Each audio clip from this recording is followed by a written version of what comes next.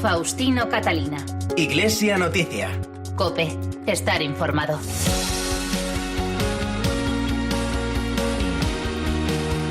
Saludos amigos y muy buenos días en este domingo 13 de octubre de 2019 y en este momento de abrir el tiempo que dedicamos cada 7 días a resumir para ustedes los principales temas en la actualidad eclesial de España y el mundo. Son los minutos que nos van a llevar hasta las 9 de la mañana en que les ofreceremos la Santa Misa. Hoy hacemos Iglesia Noticia con Enrique Gómez en el control de sonido y Nacho de Gamón y Amparo Latre en la producción y con estos titulares.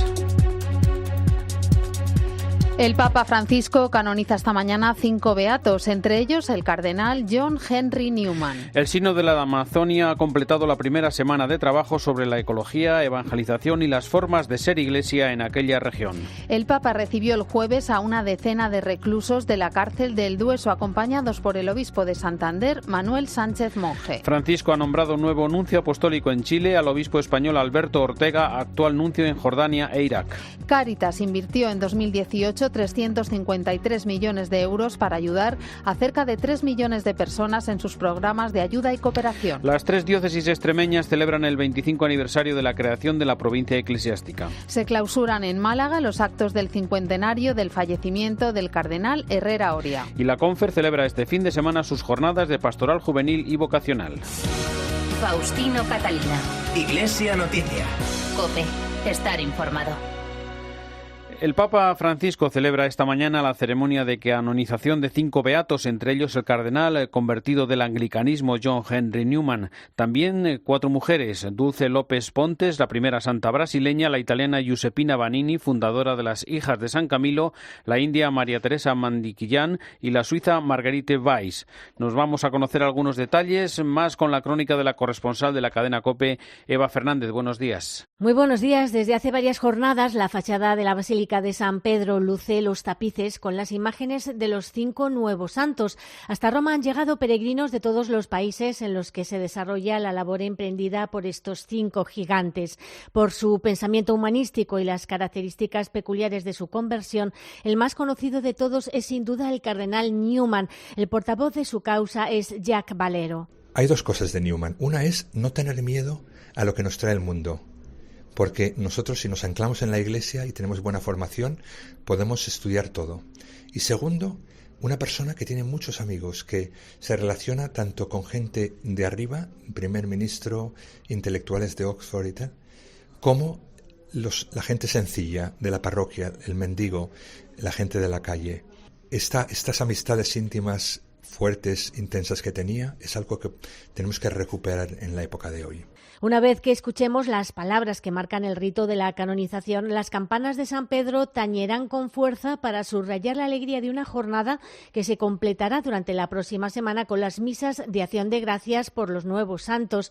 Por cierto, que en un apunte de última hora también tenemos muy buenas noticias para el Colegio Español de San José de Roma, que ha sido galardonado con la placa de honor de la Real Orden de Isabel la Católica en reconocimiento a su contribución a los 130 años de trabajo ininterrumpido por el bien de España y por favorecer las relaciones de amistad y cooperación de la comunidad internacional. La Asamblea Especial del Sínodo de los Obispos para la región panamazónica ha completado ya su primera semana de trabajos, unos días en los que se han escuchado muchas aportaciones y testimonios de los participantes con distintos puntos de vista sobre la situación actual de pobreza, desigualdad y pérdida ecológica, además de sus preocupaciones y esperanzas sobre el futuro de la Amazonía. Cuéntanos, Eva.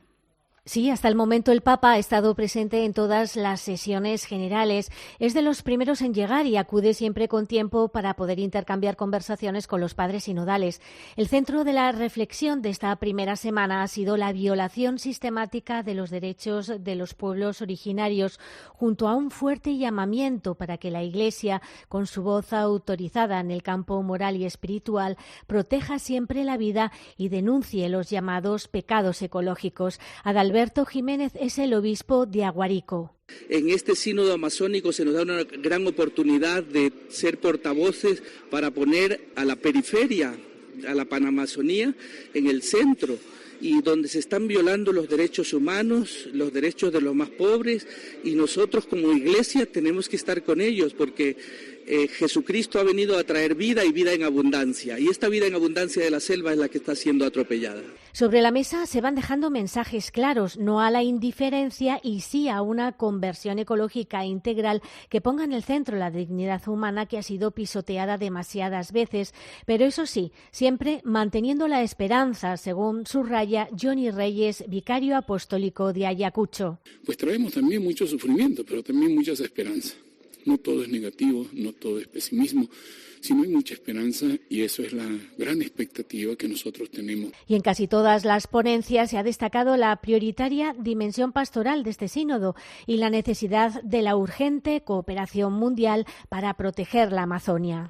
El director editorial del Dicasterio para la Comunicación del Vaticano, Andrea Tornielli, nos habló aquí en COPE de cómo vivir e interpretar este sínodo. Tenemos que hacer otro paso en el espíritu del Evangelii Gaudium del mismo Papa Francisco, es decir, una iglesia en salida, más misionera que pueda discutir y tal vez cambiar una actitud que ha tenido en estos años para ser más evangélica y más anunciadora del hecho del Evangelio. Antes de continuar con más informaciones del Vaticano, en Iglesia Noticia es el momento para el comentario desde Roma en torno a este sínodo de Antonio Pelayo. Buenos días. Hace ahora una semana el Papa Francisco abría la Asamblea Especial del Sínodo de los Obispos sobre la región panamazónica que se clausurará el próximo 27 de octubre. Estamos, pues, al final de la primera de las 3 semanas que durará esta original experiencia sinodal. Sería, por lo tanto, imprudente lanzarse a hacer un balance. Sí es posible, sin embargo, adelantar algunas impresiones. La primera y más importante es que se están abordando las cuestiones más cruciales sin tabúes ni cortapisas. La crisis climática, los ritos indígenas, la explotación abusiva de las riquezas minerales y forestales, el drama de las migraciones, la violación de los derechos humanos de los indios amazónicos son algunos de los temas tratados hasta ahora estos días. Pero también se ha hablado de la posibilidad de ordenar sacerdotes a varones de probada rectitud y prestigio dentro de sus comunidades y de la conveniencia de incorporar a la mujer a algún tipo de ministerio institucional, dado el papel trascendental que desempeñan en estas iglesias. Son algunos de esos nuevos caminos que el Papa espera que abra este sínodo.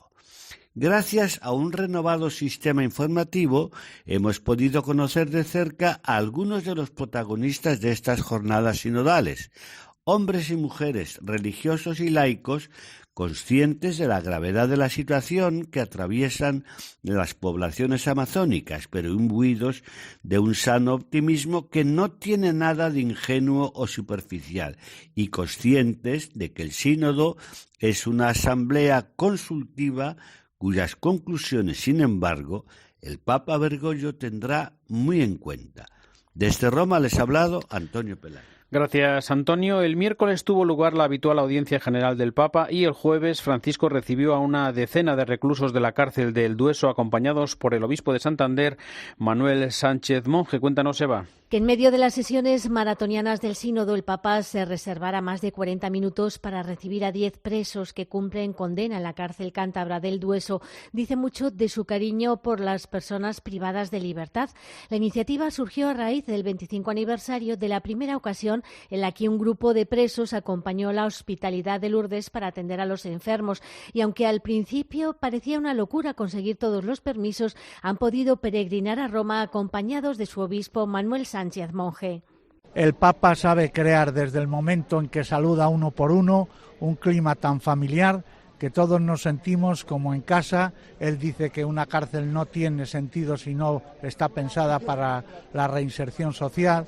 El Papa ha insistido mucho en que hay que mirar siempre al futuro y que hay que aceptar un poco en la vida lo que va llegando, que unas veces son cosas buenas y otras no tan buenas. Uno de los que más conoce a los presos es José María Díaz, uno de los 2 capellanes de El Dueso. Él se hizo sacerdote precisamente trabajando como voluntario junto a ellos. Pues he sentido esa iglesia hospital de campaña, el valor de la gratuidad, el valor del tú a tú, el valor de la amistad. Es un papa entrañable, parece que íbamos a ver a un cura, a un párroco de un pueblo, bromeando, preguntándonos el nombre de cada uno, muy directo al corazón, por eso salimos emocionados. Todo en la reunión fue familiar y cálido. Los presos contaron al Papa su experiencia en la cárcel y alguno no pudo evitar las lágrimas.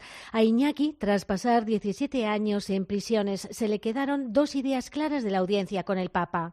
Estoy en contra de la pena de muerte y la otra ha sido: en la cárcel sin esperanza no tiene sentido. Y me he quedado con esas 2 frases que son significativas. Para Javier Almagro, el presidente de la Hospitalidad Diocesana de Lourdes en Santander, la experiencia de contar con los internos para ayudar a los enfermos a peregrinar a Lourdes no deja a nadie indiferente. Van un grupo de internos y funcionarios como voluntarios, acompañando a los enfermos a Lourdes. Una experiencia que ha sido fantástica para todos. Para ellos yo creo que ha sido fructífera y para nosotros ha sido una experiencia también muy bonita y que ha dado muchos frutos, ¿no? En este viaje a Roma, los internos también tuvieron la oportunidad de estar en primera fila en la audiencia general junto al Papa, un viaje que sin duda hará historia en sus vidas. Muchas gracias, Eva. El Papa Francisco ha nombrado nuevo nuncio apostólico en Chile al obispo español Alberto Ortega. Hasta ahora era nuncio en Jordania e Irak. Recordamos que Alberto Ortega nació en 1962 y que fue ordenado sacerdote en 1990. Está encardinado en la Archidiócesis de Madrid y es doctor en Derecho Canónico. Ingresó en el servicio diplomático de la Santa Sede en 1997 y ha prestado su servicio en las nunciaturas apostólicas de Nicaragua, Sudáfrica, Líbano, así como en la sección para las relaciones con los estados de la Secretaría de Estado de la Santa Sede. El 1 de agosto de 2015, el Papa Francisco lo nombró arzobispo titular de Midilia y nuncio apostólico en Jordania e Irak. Faustino Catalina. Iglesia Noticia. COPE. Estar informado. Dicen que hay tanta pobreza en el mundo que erradicarla es prácticamente imposible. Dicen que todos esos euros que donas, a saber si llegan a su destino. Y mientras ellos dicen y dicen, nosotros seguimos haciendo. Tenemos más de 2.200 proyectos en las misiones. ¿Y tú colaboras? El 20 de octubre únete al Domum Extraordinario y sigue la cadena de bondades. Donendomum.es.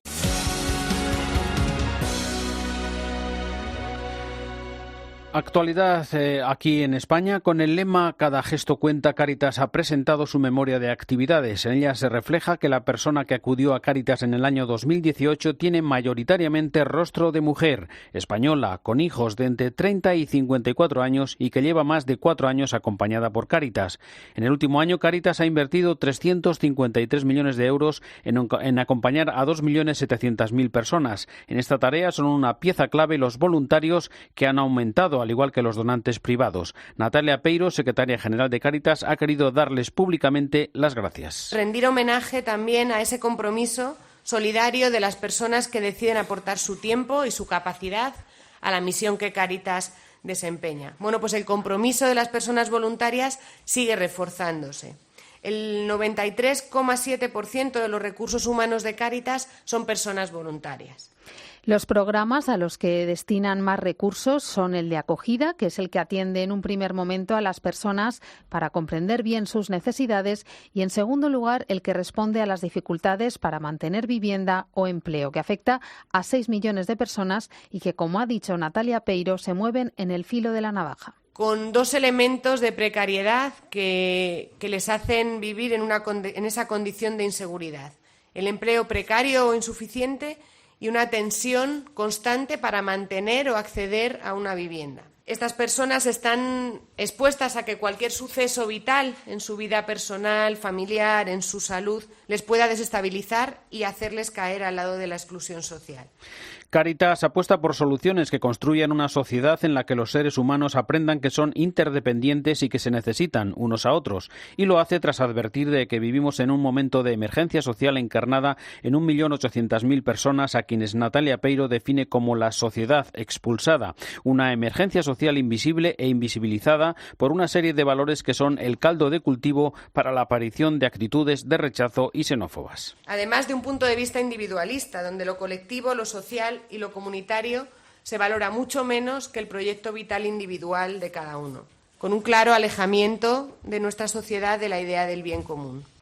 Y precisamente esta semana el cardenal Juan José Omella ha presentado la memoria anual de actividades de Cáritas Diocesana de Barcelona. Nos lo cuenta Montse Castejón. Cáritas ha vuelto a alertar sobre una fractura de la cohesión social y el aumento de las desigualdades económicas. Pese a que se han disminuido los atendidos por Cáritas, la ONG de la Iglesia Católica ha observado que las necesidades de estos son mayores respecto al año anterior. Además, aseguran que tener un sueldo no significa tener una vida digna. Ana Roig, de Cáritas Barcelona, ha señalado que el incremento de familias de situación social severa preocupa a la entidad y asegura que hasta que no se solucionen otros aspectos, la situación no va a mejorar. Es una situación que nos preocupa porque hay 4 factores que explican esta consolidación de la exclusión. Es la precariedad laboral, la vivienda, la salud y también el aumento de las situaciones de aislamiento social. También ha aumentado el número de personas solas. Concha Marqués, representante de Acción Social de Cáritas Cataluña, asegura que cada vez hay más soledad y los más afectados siguen siendo los más mayores, ya que un 33% necesitan ser atendidos por la organización.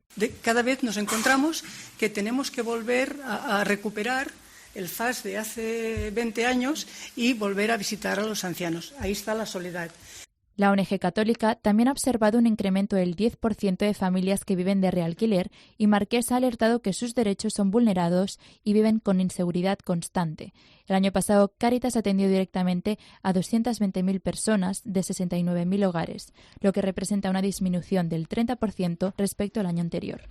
Este fin de semana se celebran las jornadas de pastoral juvenil y vocacional que organiza la CONFER, la Conferencia Española de Religiosos, con una reflexión en torno a los retos del futuro a partir del último sínodo de obispos sobre los jóvenes. Mamen Álvarez es la responsable de pastoral juvenil en la Conferencia Española de Religiosos. Cuando hablamos de vocación, no hablamos de una vocación para curas y para monjas solamente, sino la vocación es el eje vertebrador de cualquier bautizado.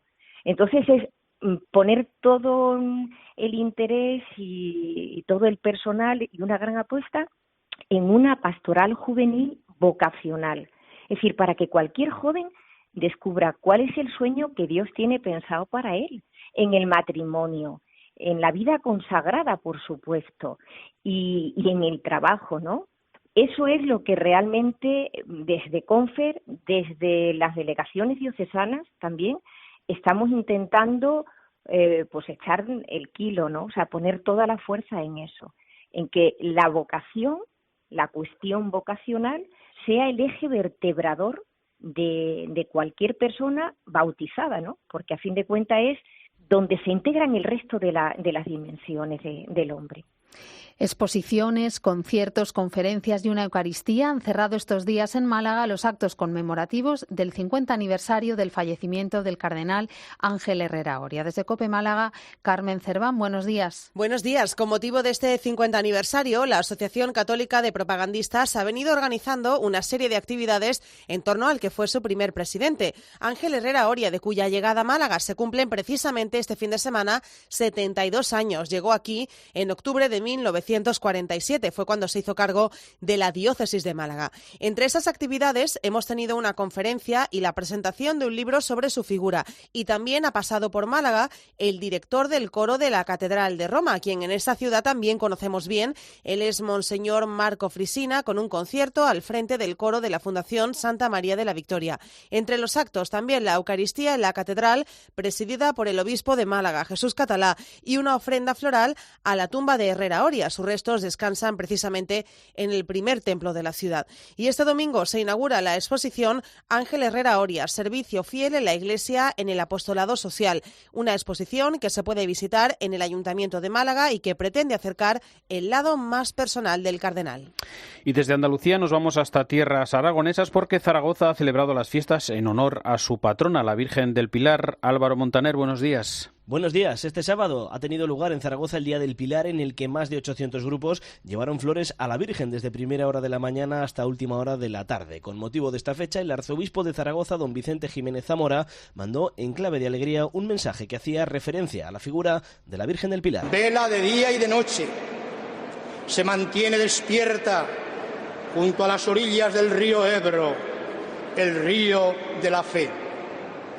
La Virgen del Pilar no está dormida ni callada, nos habla con lenguaje claro del Evangelio de la alegría. De la misma manera, y antes de la multitudinaria misa solemne que ofició en la Basílica del Pilar ante miles de fieles, don Vicente hablaba en los micrófonos de COPE y mandaba un mensaje sobre cómo vivir el Día del Pilar. Hoy Zaragoza entera huele a flores en esta ofrenda floral y suena la jota, pero sobre todo es el olor del corazón como homenaje de gratitud y también de devoción a nuestra Madre, la Virgen del Pilar. En su homilía, el arzobispo de Zaragoza además se acordó de las personas mayores que mueren en soledad y del trabajo que se realiza en las misiones, entre otros asuntos de interés. Los obispos de las 3 diócesis extremeñas han celebrado esta semana los 25 años de la creación de la provincia eclesiástica de Extremadura, integrada desde 1994 por las diócesis de Badajoz, Coria Cáceres y Plasencia.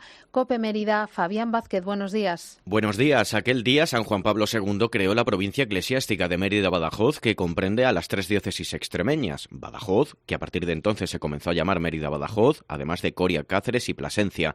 Anteriormente, la diócesis de Badajoz estaba integrada en la provincia eclesiástica de Sevilla y Coria, Cáceres y Plasencia en la de Toledo. Hasta finales de octubre se puede ver en la concatedral de Santa María una muestra conmemorativa de esta efeméride que se puede ver de 11:30 a 1:30 por la mañana y de 5 a 7 por la tarde. Agustín Velázquez es delegado episcopal para el patrimonio cultural. Como digo, es una exposición llena de documentos y de recreaciones de la memoria de fósiles. Por ejemplo, tenemos la foto que tenemos casi todos de Mertense grabado en la memoria en el Teatro Romano cuando se hizo la ejecución de la bula Universa Ecclesia Sustinentes, que es la que creaba la provincia eclesiástica de Extremadura. No es el único acto. La Basílica de Santa Eulalia de Mérida, patrona de la ciudad y de la juventud en España, ha acogido una conferencia sobre el Concilio Vaticano II. En la concatedral de Santa María, también de Mérida, Eucaristía, presidida por el arzobispo pacense Celso Morga y concelebrada por los otros 2 obispos extremeños, Francisco Cerro y José Luis Retana, y en la que se han descubierto una placa en honor a don Antonio Montero, primer arzobispo de Mérida-Badajoz.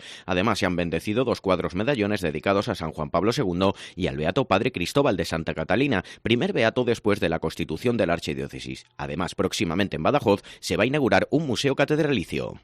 La Virgen del Pino, patrona de Gran Canaria, peregrina desde ayer por las localidades afectadas por los incendios forestales que este verano quemaron cerca de 10.000 hectáreas en esta isla. COPE Las Palmas, Santiago Morollón. La visita de la Virgen del Pino se ha convertido en todo un acontecimiento en la isla y se espera que miles de personas vayan a visitar a la patrona de la diócesis en cada uno de los municipios afectados por los incendios de agosto en Gran Canaria. Es un recorrido que se inicia este sábado en Agaete. Cada día habrá misa a las 8 de la mañana, a las 12 del mediodía y a las 7 de la tarde, esta última oficiada siempre por el obispo. El vicario de la diócesis es Hipólito Cabrera. Por parte de todas las corporaciones municipales, una total disponibilidad y ya más volcados en organizarlo, pero fundamentalmente también en todos los fieles de todas las parroquias donde va a estar la Virgen. Hay una gran esperanza, una gran expectativa y una gran alegría de este acontecimiento que es único e histórico. La visita a los municipios terminará el 19 de octubre en Valleseco y al día siguiente volverá a Teror, momento en el que los fieles sí podrán acompañar a la patrona en ese trayecto de regreso a su casa. Numerosas diócesis han participado con distintos actos en la iniciativa Iglesia por el Trabajo Decente. Con el lema frente a la indecente precariedad, trabajo decente como Dios quiere, varias entidades eclesiales han denunciado la indecente precariedad que sufre el mundo del trabajo y piden que sea una realidad accesible para todas las personas, aprovechando el progreso tecnológico y el crecimiento de la productividad. Paco Álamos es el responsable de compromiso de la Hermandad Obrera de Acción Católica y portavoz de Iglesia por el Trabajo Decente. Estamos intentando ver que los poderes públicos se comprometan de forma activa, ¿no? Seamos capaces de construir un modelo social, un modelo económico, un modelo laboral que sea capaz de poner en el centro de toda esa actividad a la persona. También queremos un trabajo que sea garante de la dignidad y de la justicia, que contribuya al desarrollo integral de la persona, ¿no? El trabajo también tendría que ser una fuente de reconocimiento social y personal a través de esta dignificación y sin olvidar derecho a lo que llamamos una conciliación entre lo que sería la vida laboral y familiar. Y luego, pues, como una cosa última, que el trabajo tiene que ser para la vida, ¿no? Es decir, que se tiene que realizar en un entorno de seguridad y de salud. Estamos en el mes misionero extraordinario convocado por el Papa, con numerosas actividades organizadas por las diócesis, congregaciones y parroquias de toda España.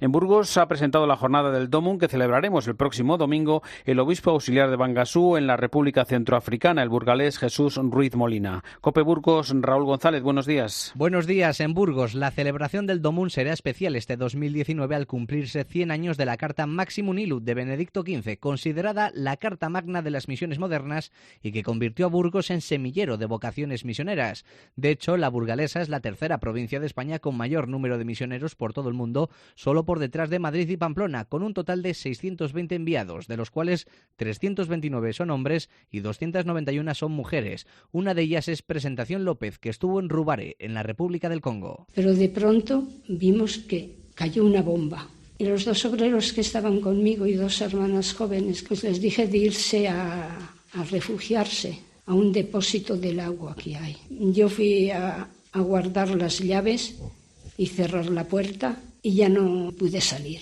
Cayó la primera bomba delante de la casa y vi que no tenía salida. Recé, me puse en manos de Dios y allá me cayó la bomba. No sé el tiempo que pasaría cuando estuve en coma, pero cuando reaccioné, eché la mirada hacia los pies y vi que no tenía. Un ejemplo de una vida dada a los demás que nos ayuda a tomar conciencia de lo importante que es colaborar el 20 de octubre. Y nos llegan más noticias de este mes misionero desde Astorga con Ana Valencia. Buenos días. Buenos días. El cursillo de liturgia de Astorga, el más longevo de España, que este año ha cumplido 62 ediciones, se ha celebrado durante el jueves y el viernes. El cursillo se ha integrado en el mes misionero extraordinario que se celebra a lo largo de octubre. En esta edición ha llegado bajo el título Enviados y bautizados la Iglesia de Cristo en el mundo y ha reunido en Astorga a los máximos responsables de la Iglesia en el ámbito de la misión. De hecho, el presidente de la Comisión Episcopal de Misiones, el arzobispo de Pamplona, Monseñor Francisco Pérez, ha destacado en estos días que el perdón es la cura del corazón. Cómo hemos de estar atentos al anuncio del Evangelio, el querigma, después la comunión en la Iglesia, el diálogo también con las realidades sociales donde nos toca vivir. Y pues bueno, saber que somos profetas. Y por último, pues saber que una de las medicinas del corazón es el perdón. También ha participado en este cursillo el director nacional de Obras Misionales Pontificias, don José María Calderón, quien ha subrayado que los misioneros son personas perseverantes que desarrollan una importante labor en la dignificación de los seres humanos en toda su perspectiva. La perseverancia y la constancia de esos misioneros dan también la posibilidad de que la evangelización cale en los pueblos donde se va. El cursillo también ha contado con misioneros que han compartido su testimonio sobre la labor que desarrollan en aquellas partes del mundo a donde todavía no ha llegado el mensaje de Cristo. Y el documental Misión en Battambang cuenta cómo es la vida en aquel lugar de Camboya desde el testimonio de varios niños y gracias a la labor que allí desarrolla desde hace 20 años el obispo asturiano Quique Figaredo. Es conocido como el obispo de las sillas de ruedas por su trabajo con los discapacitados víctimas de las minas antipersona. Cuando trabajamos con estos niños y estas niñas que tienen sus vidas rotas o truncadas y les decimos tú vales, se produce una transformación de la alegría, pero también de que los sueños van para adelante, ¿no? Los camboyanos son los que tienen que salvarse a sí mismos. Nosotros tenemos que dar fuerza y capacidad a los camboyanos. Soy prefecto apostólico para todos, no solo para los católicos. Y ofrezco mis servicios y mis ayudas a todos. Ellos abren la puerta porque nosotros nos presentamos pues con sencillez, con humildad y a colaborar. Y yo estoy aquí para trabajar para todos, con enfoque a los pobres. Así terminamos el informativo Iglesia Noticia, el programa 1641 de este domingo 13 de octubre de 2019. Llega ya la última hora de la actualidad en España y el mundo, después la Santa Misa. En nombre de todos los que hacemos este programa, el saludo de Faustino Catalina.